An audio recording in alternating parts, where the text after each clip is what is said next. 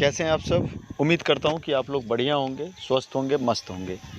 एक important information और बहुत ही अच्छा वैकेंसी, जो बहुत बड़ा वैकेंसी है, जो भी बच्चे 12th पास हैं उन सभी स्टूडेंट्स के लिए खास करके बहुत ही अच्छा वैकेंसी है, बहुत बड़ा वैकेंसी है। तो इसके बारे में हम लोग जानकारी प्राप्ति करेंगे। यह वैकेंसी खास करके उन सभी अभ्यर्थियों के लिए है जो 12th पास हैं। अगर आप 12th पास हैं तो इन परीक्षा को दे सकते हैं। और इसका आवेदन का जो प्रारंभिक डेट है वो 27/9/2023 मतलब 27 सितंबर से ये प्रारंभ हो रहा है। इसको आप फिल करेंगे और इसका अंतिम डेट जो है वो आपको नवंबर के 11 तारीख तक है।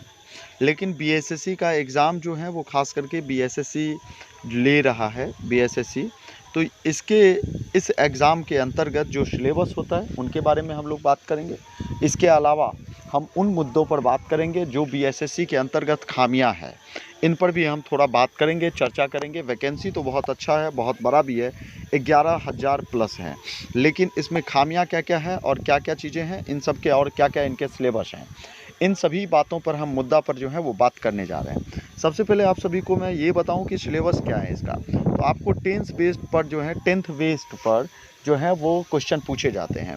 लेकिन आप 9th और 10th के क्वेश्चन तो बनाएंगे ही, उसके एनसीईआरटी के जो भी बुक होंगे उन सभी को तो आप लोग पढ़ेंगे ही। साथ साथ आप लोगों को क्या करना है, क्या पढ़ना है, इनके बारे में हम थोड़ा बातें करेंगे।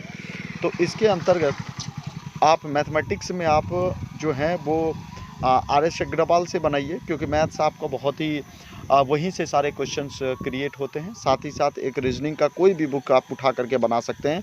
रीजनिंग के क्वेश्चन में बहुत ज़्यादा आप कह सकते हैं कि बहुत ज़्यादा जो है वो डीपली नहीं होता, ऊपर ऊपर से ही क्वेश्चन होते हैं। बस आपको जीके जीएस जो है वो खास करके आपको एक ले लेना है, 2 बुक्स लेना है और दो बुकों का फॉलो करना है। उसमें एक बुक जो है वो आप या तो यूज़ कर सकते हैं क्रोन पब्लिकेशन का लीजिए, या और साथ ही साथ जो है वो आपको एक इसके ऑब्जेक्टिव टाइप हैं तो ऑब्जेक्टिव टाइप्स लें और ये दोनों को फॉलो करें। साथ ही साथ आपको 1 साल का जो है वो करंट अफेयर्स, 1 साल का करंट अफेयर्स, इतने सारे सिलेबस आपको पढ़ के जाना है। क्वेश्चन एक भी जो है वो छूटने की कोई उम्मीद नहीं है। इस एग्ज़ाम में जो है वो खास करके इंग्लिश नहीं रहते हैं। इस बात पे आपको ध्यान रखना है कि इंग्लिश नहीं होता है। इनमें 3 विषयों से खास करके पूछे जाते हैं।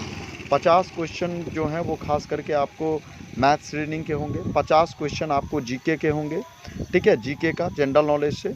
और उसके बाद 100 क्वेश्चन हुआ। अब 50 क्वेश्चन में जो होंगे 150 क्वेश्चन पूछे जाते हैं, तो 25 क्वेश्चन आपके जीएस के होंगे, जनरल साइंस होंगे, और 25 क्वेश्चन आपके करंट अफेयर्स से होंगे।